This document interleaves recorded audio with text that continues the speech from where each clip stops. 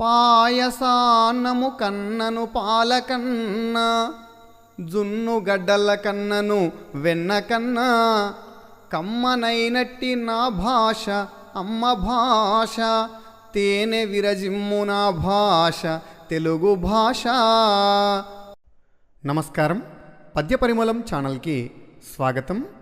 మిత్రులారా, ఈ వీడియోలో కాసుల పురుషోత్తమ కవి గారు రాసిన ఆంధ్రనాయక శతకంలోని పద్యాలను సంక్షిప్త భావంతో తెలుసుకుందాం.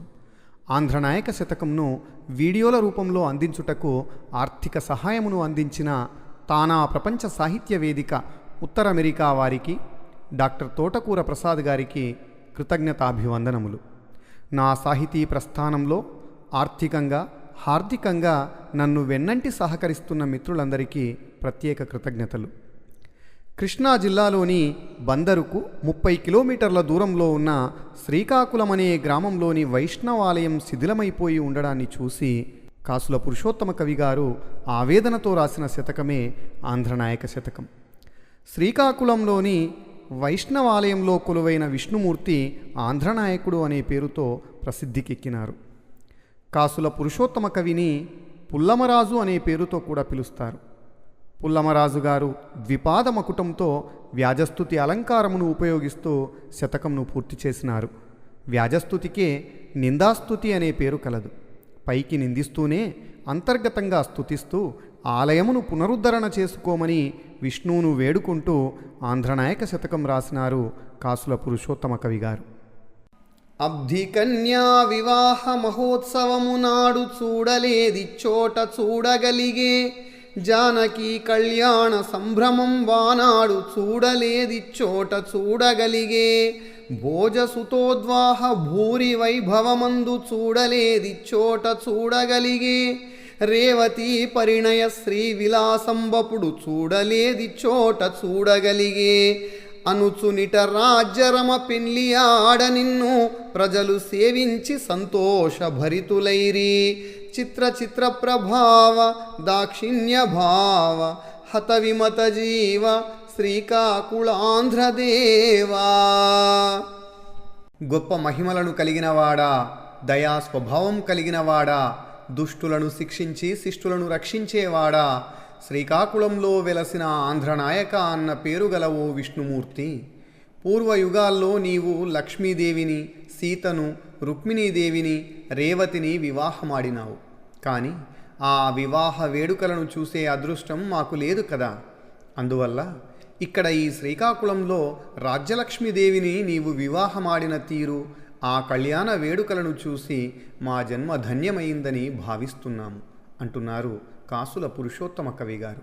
అఖిల లోకస్థాపనాచార్యమణివయ్యు నిజ భక్త గురునిచే నిలుపుకొన్న, గర్భస్థితానేక కమలజాండుడవయ్యు నుండుకోవెలను చెల్వొందుచున్నా, బహుచరాచర భూత పరిపాలకుడవయ్యు భక్తార్పితార్థముల్ పట్టుచున్నా, హర చతుర్ముఖ దేవతా గోచరుడవయ్యు నెప్పుడు దర్శనం విచ్చుచున్నా, నిన్ను సేవింపనెవ్వరో పెన్నిధానమెదుట నుండగా కనుమూసి ఏగువారే, చిత్ర చిత్ర ప్రభావ దాక్షిణ్య భావ హత విమత జీవ శ్రీకాకుళాంధ్రదేవా.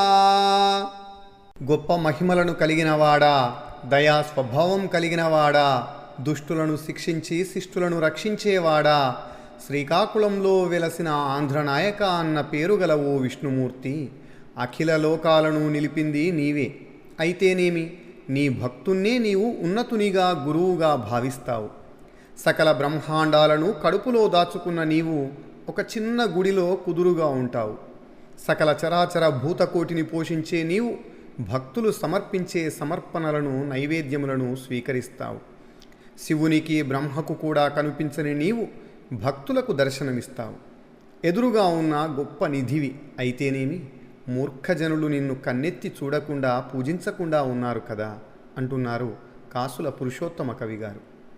కైలాస మేరు సంకాశ నాగాశన స్కంధంబుపై రథోత్సవముగల్గా, చందన మందార సంతాన కల్పక వనముల మృగయోత్సవమ్ముగల్గా రంగత్పయ పయోరాశి వీచికలపై వర్ణింపడోలోత్సవంబుగల్గా బహుఫణారత్న శుంభద్భుజంగమ భోగ వసతి పర్యంకోత్సవంబుగల్గా పరకృతోత్సవమిచ్చట భ్రాతి నీకు భక్తజనులకు నేత్రోత్సవంబే కాని చిత్ర చిత్ర ప్రభావ దాక్షిణ్య భావ హత విమత జీవ శ్రీకాకుళాంధ్రదేవా.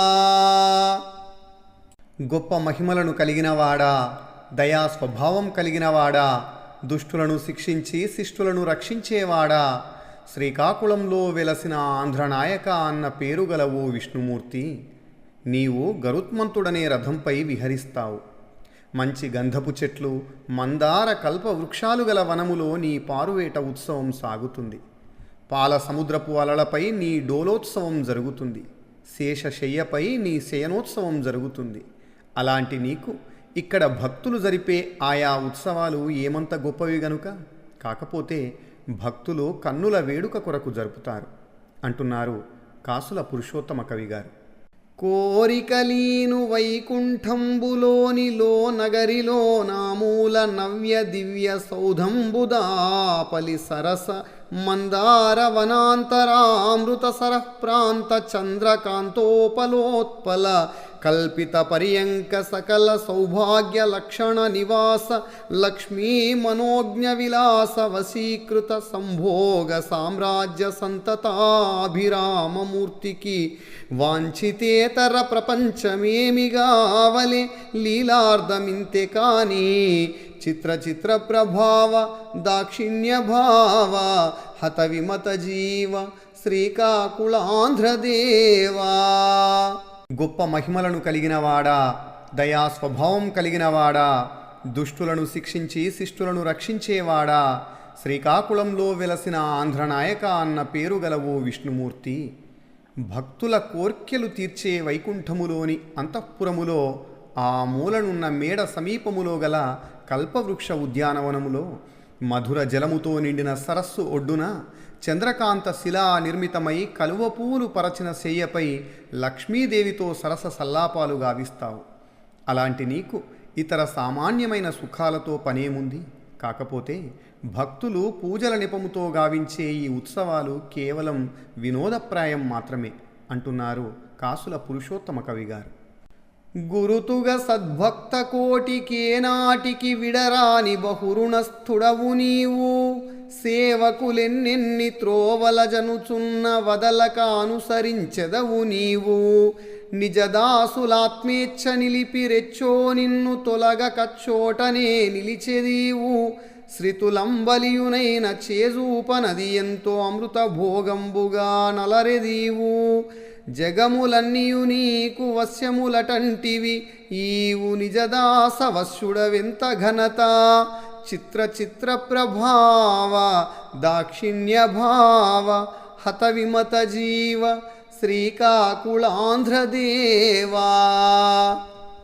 గొప్ప మహిమలను కలిగినవాడా, దయా స్వభావం కలిగినవాడా, దుష్టులను శిక్షించి శిష్టులను రక్షించేవాడా, శ్రీకాకుళంలో వెలసిన ఆంధ్రనాయక అన్న పేరు గల ఓ విష్ణుమూర్తి, నీయందే భక్తి నిలిపిన వారికి నీవు రుణపడే ఉంటావు. నీ పాదదాసులు ఏ రకమైన నడతలు నడిచినా వారిని అనుసరించే ఉంటావు. కోరి నీ దాసులు నిన్ను ఎక్కడ ప్రతిష్ఠిస్తే అక్కడే కుదురుగా ఉంటావు. నీ ఆశ్రితులు నీకు గంజి మాత్రమే అర్పించినా దానినే అమృతంగా స్వీకరిస్తావు. ఆహా, ఎంత విచిత్రం! లోకాలన్నీ నీకు వశమై ఉంటాయని చెప్తావు, కానీ నీవు చూడబోతే నీ భక్తులకు అధీనమై ఉంటావు. ఇదెంత గొప్ప విషయమో కదా అంటున్నారు కాసుల పురుషోత్తమ కవి గారు.